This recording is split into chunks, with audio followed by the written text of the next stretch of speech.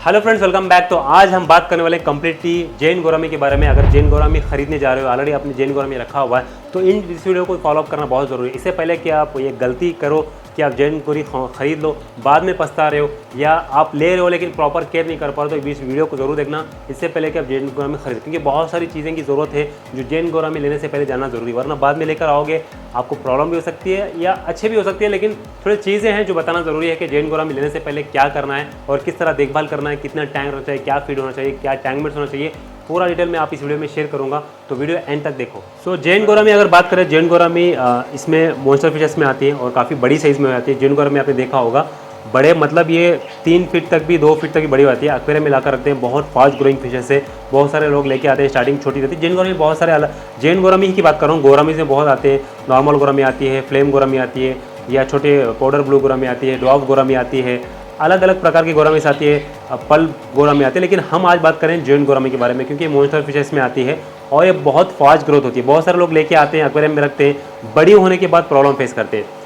छोटी में खूबसूरत लगती है, अच्छी लगती है, लेके आते हैं, लेकिन बड़ी होने के बाद इतनी बड़ी हो जाती है कि दूसरे फिशेस को भी प्रॉब्लम करने लगती है।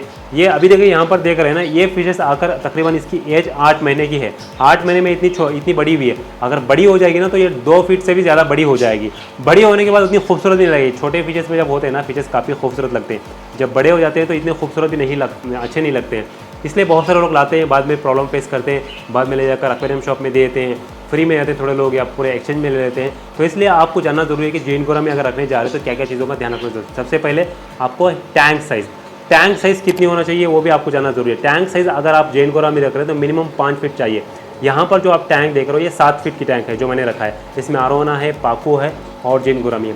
बहुत कम फीचर्स है, ज़्यादा मैंने ओवरक्राउड भी नहीं किया हुआ है। तो 5 फीट मिनिमम टैंक साइज़ होना चाहिए एक जैन गोरामी के लिए। अगर 2 रख रहे हैं तो 5 फीट से ज़्यादा होना चाहिए, क्योंकि बहुत बड़ी हो जाती है। और टैंक मेट्स की अगर बात करें तो ये मॉन्स्टर फिशेस में आती है।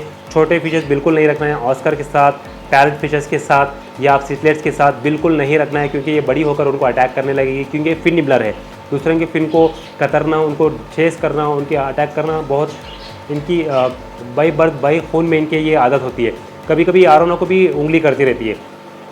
तो ये ऐसे बिहेवियर की होती है, थोड़ा अग्रेसिव टेंडियर की होती है, अग्रेसिव बिहेवियर की होती है। इसलिए आपको ज़रूरी है कि आप अगर जैन गोरामी रख रहे हैं तो आप बड़ी टैंक में रखें और टैंक मेट्स प्रॉपर रखें। टैंक मेट्स अगर चाहे तो इसके बाद अलीगेटर का रख सकते हो, आरोना रख सकते हो, और आप चाहे तो डेविल सिटी रख सकते हो, आप पाकू रख सकते हो, या आप क्लाउन फिश रख सकते हो। बहुत सारे जो मॉन्स्टर फिशेस बड़े बड़े आते हैं वो आराम से इसके साथ रह जाएंगे, क्योंकि बड़े होने की वजह से लड़ाई के चांसेस बहुत कम होते हैं। अगर छोटी फिशेस रखे होंगे तो इसमें आराम से ये उनके ऊपर दबाव बनाएगी और अटैक करने की कोशिश करेगी।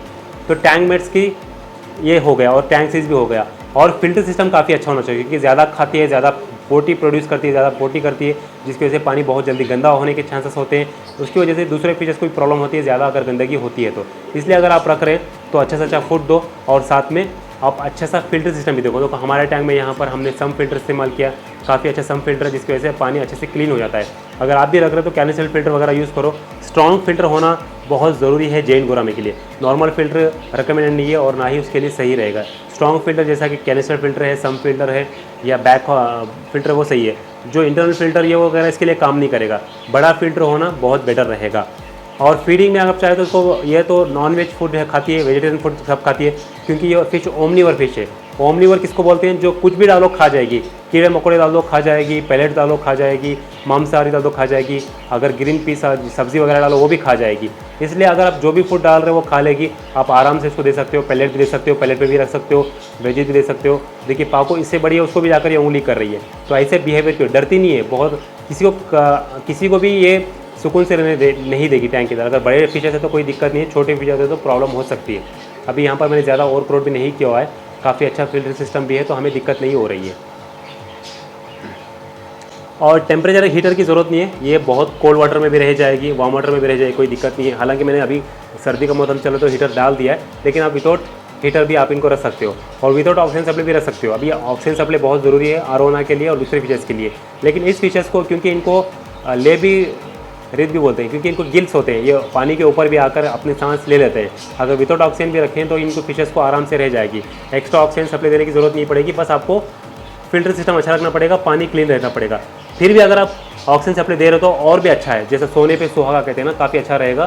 फिशेस काफ़ी हेल्थी रहेगी, एक्टिव रहेगी, हेल्थी भी रहेगी। तो इसलिए ऑक्सीजन सप्लाई आप आराम से दो, अच्छा रहेगा। अगर ना दे तो भी चल जाएगा।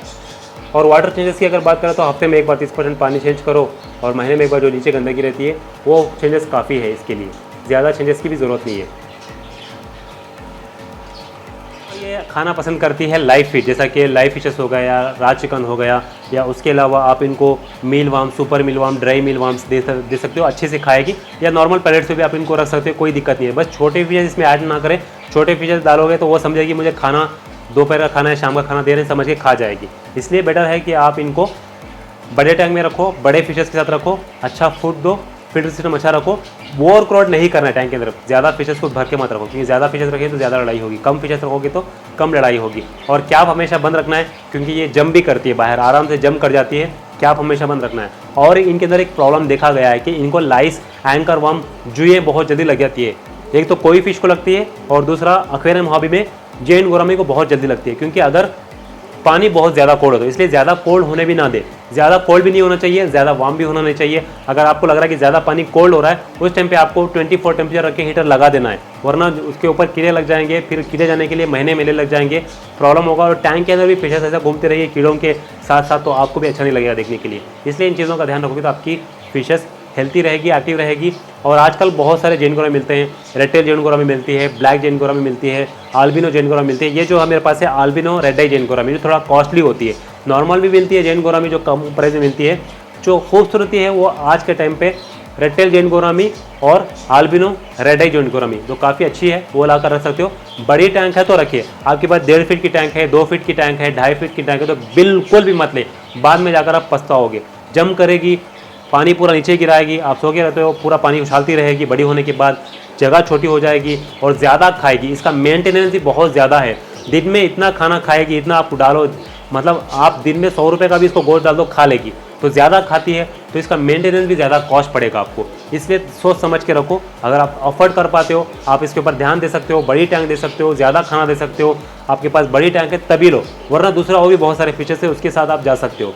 तो थैंक यू फॉर वॉचिंग। मुझे बस एक अवेयर वीडियो बनाना था इसके बारे में, किस तरह केयर करते हैं और क्या नुकसान हो सकते हैं और किस तरह इसको रखना चाहिए। क्योंकि बहुत सारे लोग लाते हैं, खुशी खुशी लाकर रखते हैं, बड़े होने के बाद ले जाकर एक्वेरियम शॉप में फ्री दे देते हैं या ले जाकर तालाब में छोड़ देते हैं। तालाब में ले जाकर छोड़ने के बाद वहाँ की छोटी छोटी मछलियों को खाकर ख़त्म कर देती है, वहाँ के वातावरण को ख़त्म कर देती है।